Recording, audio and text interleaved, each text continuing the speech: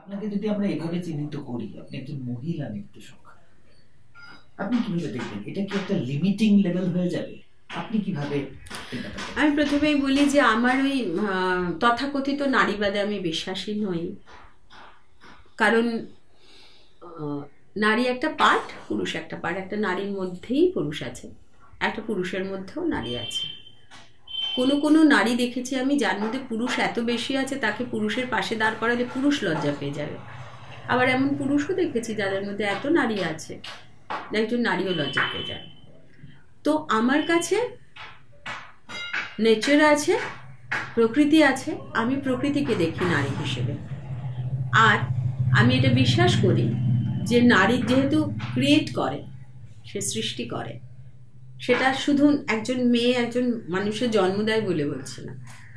নেচারে মাটির মধ্যে যখন বীজ ফেলা হয় সে তো ফসলও উৎপাদন করে, তার জন্য একটা প্রচণ্ড যন্ত্রণা পেতে হয় তাকে। একটা বীজ ফাটে, মাটিটা ফেটে ওঠে, চারাটা, এগুলো কোনোটাই আমার কাছে আমার বিশ্বাসের জায়গা, আমার একান্তভাবে। কোনোটা ইউটোপিয়া না, কল্পনায় ভাসি না। আমি খুব বাস্তবের জায়গা থেকে দেখি যে কোনো ক্রিয়েশনে একটা যন্ত্রণা আছে। মেয়েরা, আমি মেয়ে বলে খুব গর্বিত।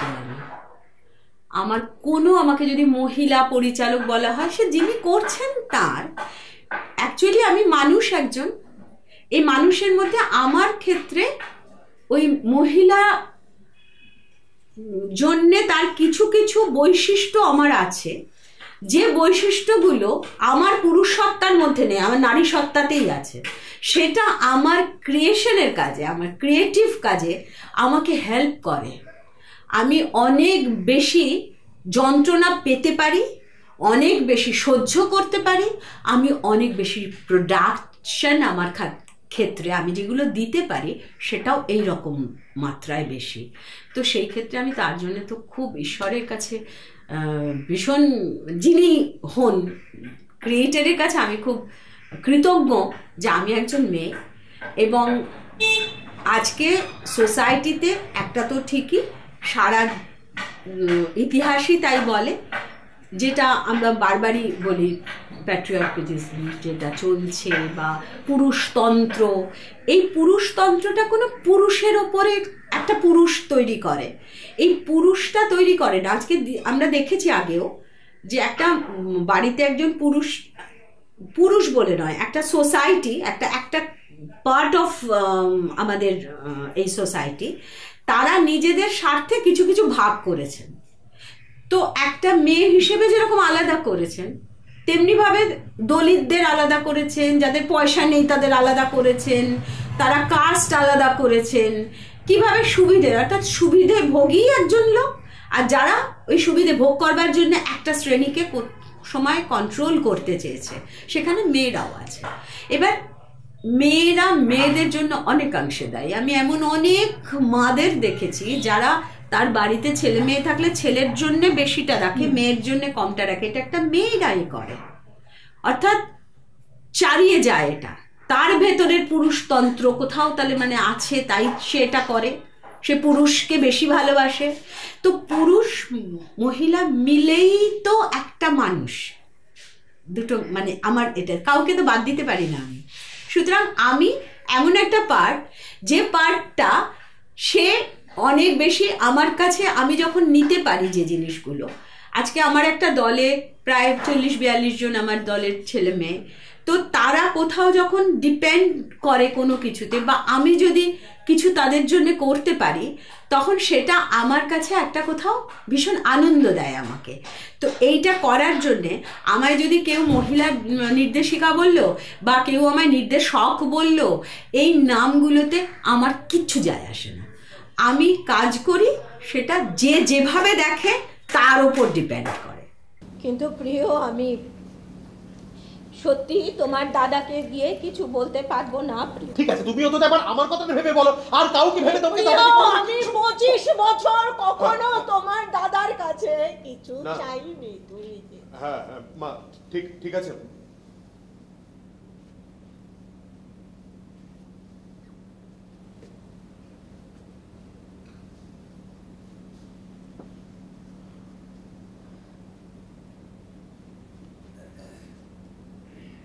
চলো।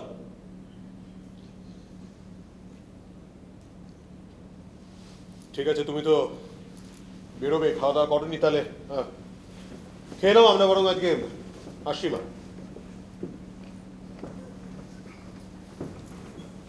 ওহেদুক একটা ছুটি কাটা গেল, এর থেকে আমার অফিস যাওয়া ঢের ভালো ছিল। তাকিও না, তোমার কথায় নেচে আমার এখানে ক্যাজুয়াল লিভ করছে কেন? তুমি আমার কথাই মাকে বললেই মারাজি হয়েছে। আমার মাকে আমি চিনি না, তুমি চিনে বসে আছো। যাকে তুমি খাওয়া দাওয়া করে নাও। আমরা আসছি। কি ব্যাপার দাঁড়িয়ে রইলে কেন? চলো। আরে তুমি শোনো না, মাকে তুমি আরেকবার ভালো করে বুঝিয়ে বলো না। বললাম তো, খুব ভালো করে বললাম তো, তোমার সামনে বললাম তো। ওইভাবে বললে হয় না, তুমি আমি তো জানি। আজ বেশ ঠিক আছে মা, তুমি আমার কথাটা পারলে আরেকবার ভেবে দেখো। হয়েছে খুশি, এবার চল। আরে তুমি বলতে বলেছো বলতে। নাটক দেখছি, আপনার নির্দেশনা না, আপনি অভিনয় না, আপনার দলের না, নাটক দেখতে গেছেন। একটা দৃশ্য, যে দৃশ্যতে নারী পুরুষের সম্পর্কের মধ্যে যে রাজনীতি থাকে এবং ক্ষমতার যে একটা গল্প থাকে, সেই জিনিসটা আপনি দেখতে পাচ্ছেন। আপনি, এবং আমি ধরে নিচ্ছি তর্কের খাতিরে যে নির্দেশক পুরুষ, আপনি ওই দৃশ্যটাকে দেখবেন, ও মা এইভাবে করলো, আমি এটাকে এইভাবে করতাম না, আমার মধ্যে একটা অন্য জেন্ডার সেন্সিটিভিটি কাজ করে। ঠিক, এটা খুব ভালো প্রশ্ন। একজন পুরুষ মানুষ তিনি যখন একটা থিয়েটার করেন, তার এটাও নির্ভর করে তার বেড়ে ওঠা, সে কিভাবে দেখছেন।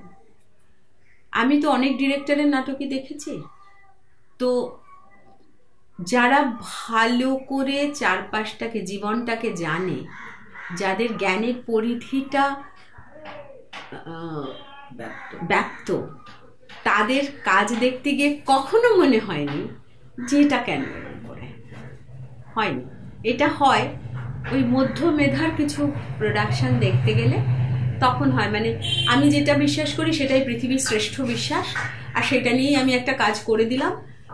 সে তো বহুবার হয়েছে, আমি কোনো নাম ওইভাবে করাটা ঠিক নয়, সেটা হয়েছে এবং সেটাও আমি ওইভাবেই দেখেছি যে জানাটা কম, তো জানাটা কম বলেই ওটা করেছে। আবার জানাটা বেশি হলে তখন আর ওইটা হয় না।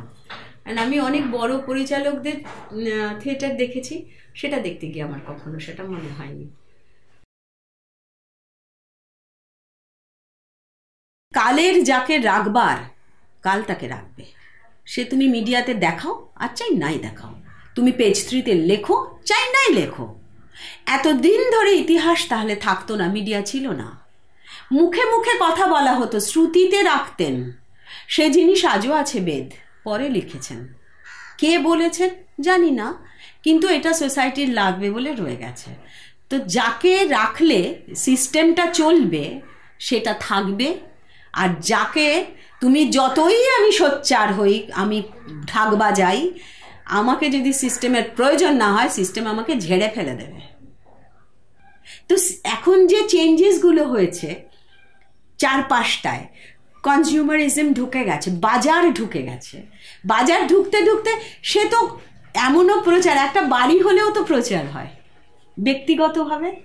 আমি এইরকম একটা বাড়ি, একটা বিয়ে বাড়ি, মেয়ের বিয়ে দিচ্ছি, টাকার ওপরে দিয়ে পুরো প্যান্ডেলটা করা হয়েছে, সেটাও তো প্রচারের জিনিস। হ্যাঁ ঠিকই আছে, কিন্তু থিয়েটার তো এর বাইরে দাঁড়াবে এসে। থিয়েটার তো কোথায় যেন একটা বিকল্প ভাবনার কথা বলবে। থিয়েটার তো মানে গড্ডালিকা পরিবারের সাথে যাবে না চলে, সেটাও তো একটা থিয়েটারের দায়িত্ব হতে পারতো, কিন্তু সেই দায়িত্বটা কি এখনকার বর্তমান থিয়েটার সেটা সেভাবে পালন করছে? থিয়েটারটা করছে কারা? মানুষ তো। তো একটা মানুষ, সে যদি, আমাদের কি ভাবনা ছিল যে থিয়েটারে আমরা কিছু, আমার ভাবনা থেকে কিছু সত্যি কথা বলবো, আমি অন্তত এই প্রশ্নগুলো, সমাধান নয়, প্রশ্নগুলো তুলবো, যেটা কি ঠিক বা এটা কি ভুল পথে যাচ্ছি। তো এই মানুষ, আমরা মানুষগুলো যদি নিজেরা ব্যক্তিগতভাবে এই লোভটার সঙ্গে জড়িয়ে পড়ি, আমার যশের লোভ, আমার অর্থের লোভ, আমার বড় হওয়ার লোভ, তখন আমি কেমন করে আমার থিয়েটারে দাঁড়িয়ে বলবো যে এগুলো ঠিক নয়? আমি তো প্রচারের ধক্কানি না দিয়ে নিজের গাটাই ভাসিয়ে দিয়েছি। আমি তো ওইটাই চাইছি, তাৎক্ষণিক, তক্ষুনি, মানে ইনস্ট্যান্টের যুগ না এটা, ইনস্ট্যান্ট কফির মতো।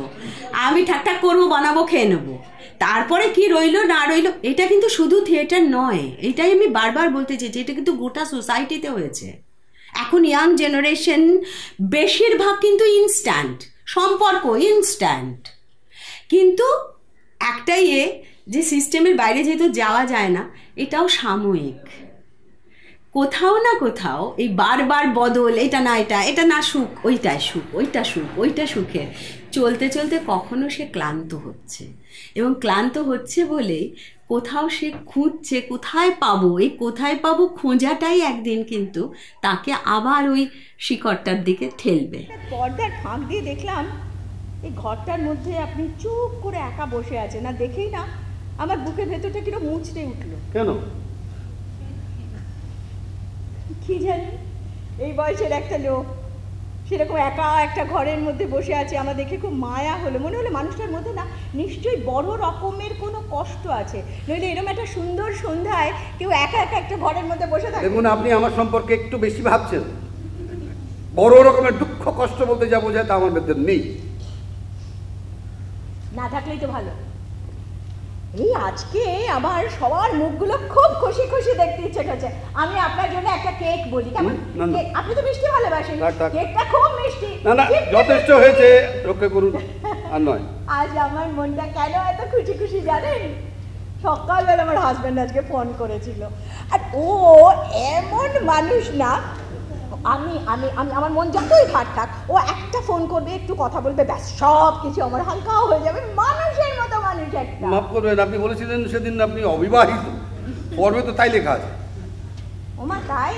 তাই ডিজাইন দেখানো একজন পরিচালকের, ডিজাইন দেখানোটা যদি না মেশে থিয়েটারের সাথে সেটা আলাদা থেকে যায়। আমি রিসেন্ট কয়েকটা নাটক দেখেছি, তাতে আমার ভীষণ মনে হয়েছে যে পরিচালক কত জানেন সেটা দেখালেন একটা নাটকে। ডিজাইন, এই ডিজাইনটা নাটকের সাথে যদি না মেশে আলাদা থাকে তখনই চোখে পড়ে। আর ডিজাইন যদি মিশে যায়, বাদল সরকারের নাটকের থেকে বড় ডিজাইন আর কারা করতে পারে? যারা মানুষের শরীর দিয়ে একটা চেয়ার তৈরি করছে, বের করছে, একটা রেল তৈরি করছে, একটা বাস তৈরি করছে, নামা ওঠা, এর থেকে বড় ডিজাইন কি দেখাবে তুমি? কই তো মনে হয় না তো ডিজাইন। আপনি এতদিন ধরে চলছেন, এত থিয়েটার দেখেছেন, কটা থিয়েটার মনে আছে? আমি আমার কথা বলি, আমি অসংখ্য থিয়েটার দেখেছি, কিন্তু আমি এখনো পর্যন্ত 2-3টে থিয়েটারের 2-3টে অংশ ছাড়া আমার আর কিচ্ছু মাথায় নেই। সেটা কিন্তু আমি ভুলিনি। আজকে যখন দশচক্র দেখেছিলাম, আজ থেকে কত বছর আগে, ওই যে শেষ মানে শম্ভুবাবু শেষে উঠে বলেন চড়ই বেতি, ওই অত ডিজাস্টার্সের পরে লোকটা এরকম সোজা হয়ে দাঁড়ানোর চেষ্টা করে, আমি এখনো ওই টান টান লোকটাকে দেখতে পাই, ওই সময়টা দেখতে পাই। আমি পাপ পুণ্যে অজিতেশবাবুর এরকম গড়িয়ে গড়িয়ে চলে যাওয়া, বাচ্চাটাকে ফেলে দেওয়ার পর আমার মাথার মধ্যে এখনো আছে। তো বাকি জিনিসগুলো ওয়াশ আউট হয়ে যাবে, থেকে যাবে সেইগুলোই যেগুলো সিস্টেম রাখতে চাইবে।